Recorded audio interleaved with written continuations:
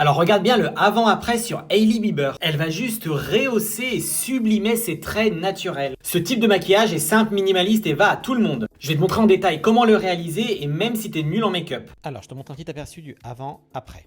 Hailey Bieber, elle adore mélanger une lotion lactée avec un fond de teint stick. Ce qui est une excellente idée parce que ça va gorger ton fond de teint en agent ultra hydratant, ça va te donner un fini naturel et hyper lumineux. Les make-up artistes font ça depuis des années, regarde comme c'est beau. Ensuite, elle utilise un bronzer stick plutôt marronné et non pas orangé qu'elle va appliquer sur sa pommette et sur son front également. Et à l'aide d'un pinceau, elle va tapoter, tu vois, pour avoir vraiment un effet fusion avec la peau. Le résultat sera hyper naturel, bonne mine, pas artificiel. Regarde comme c'est joli. Je vais ensuite utiliser le blush crème de sa marque en teinte Sleepy Girl et je vais faire ce qu'on appelle un effet sun kiss, c'est-à-dire que je l'applique sur l'ensemble de la joue et même près du nez. Ensuite, je viens estomper au doigt. Ce blush là est très facile à estomper au doigt et regarde comme le résultat est hyper naturel. Pour l'anti-cerne, je vais opter pour un fini lumineux. Évidemment, j'en mets pas une tonne, sinon ça marque. Donc juste dans le coin de l'œil et ensuite je viens estomper à l'aide d'un pinceau et je fais vraiment des mouvements de tapotement.